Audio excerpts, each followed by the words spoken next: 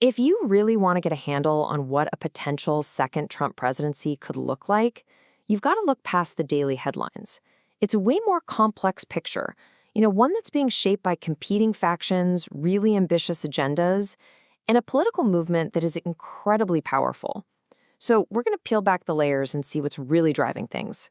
And a great place to start is right here, with this core observation from a Marbenny Washington report.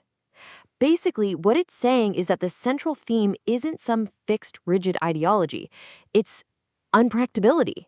And this case-by-case approach is really the key to understanding all the different forces trying to pull policy in their direction. All right, so here's the game plan for this explainer.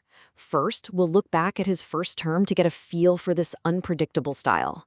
Then, we'll dive into the major splits inside the Republican Party. We'll talk about the psychology of the MAGA movement, see how that all plays out in actual policy fights, and finally, we'll get into this really detailed blueprint known as Project 2025.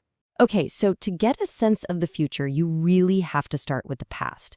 The first administration left behind a whole trail of clues, and they show exactly how that case-by-case style and internal party fights can lead to some very, very different outcomes. And you can see this play out so clearly during his first term. When everyone was on the same page, like with the 2017 tax cuts, they got it done. Major legislation. But the second you hit a division, remember the attempt to repeal the Affordable Care Act? The whole thing just grinds to a halt. We saw the same thing with foreign policy, too, where freezing aid to Ukraine and pushing for tariffs created some serious blowback from inside his own party. So this isn't just about day-to-day politics. This dynamic points to something much, much bigger. It's really about a fundamental split inside the Republican Party itself. You could almost call it a battle for its soul, especially when it comes to America's role in the world. Okay, so at the heart of this division, you've got two totally competing philosophies. On one side, you have the America First perspective. It questions the costs of alliances like NATO and is really skeptical of getting involved in stuff that just drains American resources. Then, on the other side, you have traditional republicanism, which sees a strong U.S.-led global order as the best long-term investment for American security. These are just fundamentally different ways of seeing the world, and they're clashing inside the same party. And of course, it gets even more complicated. The Marbenny report points out that even the Republicans who do want the U.S. to be engaged in the world can't agree on how to do it. You've got one group, the primicists, who are kind of inspired by the Reagan and Bush years. They want the U.S. to be out there, proactively leading. And then you have the restraint faction who are saying, whoa, hold on, we don't have that kind of dominance anymore. Let's pull back and just focus on the biggest threat, which they see as China. Okay, so that's the battle of ideas happening, at the top of the party. But that brings up a really important question. What about the voters? What's the psychological engine that's powering this entire movement?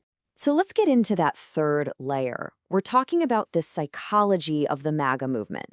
And this is where it becomes less about specific policy details and way more about this powerful emotional bond and a shared sense of identity. And a huge piece of this puzzle, as highlighted by the week, is the media environment, the information ecosystem that people live in. And the risk there is that it shapes a worldview inside what they call a closed loop, where the same messages are just constantly reinforced. And if you look at analysis from the Milwaukee Independent, you can see some really distinct features of that worldview. It often starts with this powerful siege mentality, this feeling that we are constantly under attack from corrupt elites. From there, you get a dynamic where loyalty to the leader, can sometimes become even more important than the facts themselves. And in that context, what some people see as cruelty can be viewed as strength and authenticity. This all fuels a really deep distrust of institutions, courts, elections, government agencies. And it refrains any legal troubles not as a weakness, but as a kind of political persecution. All right, so you've got a divided party on one side, and this really powerful, emotionally driven movement on the other. So how does all that actually play out when it comes to specific policies? Well, this is where you really see the ideas clash. To really get why these policy debates are so intense, you have to remember the economic backdrop. For instance, a 2020 report from the House Budget Committee, which was led by Democrats at the time, painted a pretty grim picture. It showed the economy was still down almost 11 million jobs since the pandemic hit. And that same report put a really stark number on the human cost of that downturn. 8 million Americans pushed into poverty after the first round of pandemic relief ran out.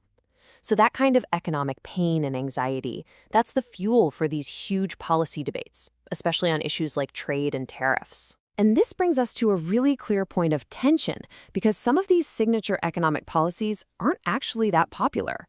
Take tariffs. According to the Pew Research Center, a big majority of Americans, we're talking 61%, are not in favor of increasing them.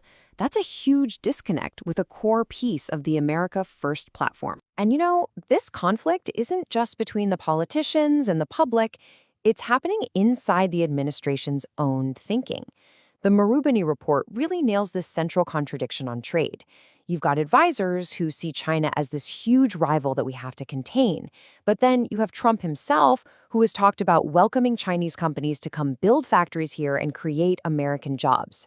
Those two goals, containing China versus getting investment from China, they're often pulling in completely opposite directions. Okay, so that brings us to our final layer. And this one might be the most concrete of all. Because beyond all the debates and the psychology, there is an actual, detailed plan on the table, championed by conservative groups, that aims to completely reshape the federal government. It's called Project 2025. So what exactly is Project 2025? Well, think of it as a massive playbook, a super detailed guide put together by a coalition of conservative organizations to get a new administration up and running on day one. But it is incredibly controversial. It's drawn some really sharp criticism. For example, Princeton professor Kim Lane Shepele, who was cited in one report, called it a blueprint for autocracy, and even compared it directly to the playbook that Viktor Orban used to consolidate power in Hungary. And when we talk about restructuring the government, we're not talking about something abstract. We are talking about the very institutions, the bedrock of the system, housed in buildings just like this one. The plan's goal is to fundamentally change how power works in Washington. So, what are the core goals here? Well, they are ambitious, to say the least. The plan calls for placing independent agencies like the Department of Justice and the FBI under direct presidential control. It aims to make it easy to fire thousands of career government workers, civil servants, and replace them with people deemed loyal to the president. It also talks about using the military against American citizens under something called the Insurrection Act. And really, the whole thing is aimed at dismantling many of the traditional limits on presidential power. And it's important to know, these ideas aren't just appearing out of thin air. For example, a report from the Democratic Legislative Campaign Committee makes the case that a lot of these policies have been test-driven for years in states with Republican-led governments. They argue there's a direct line from what's been happening in state houses to what's being proposed for the national stage. So when you put it all together, you're left with this one big question. You've got a Republican Party with these deep, fundamental divisions. You've got a political movement that runs on this incredibly powerful emotional current. And you have this meticulously detailed blueprint to centralize power. If there is a second Trump administration, which of these forces would really win out in the end?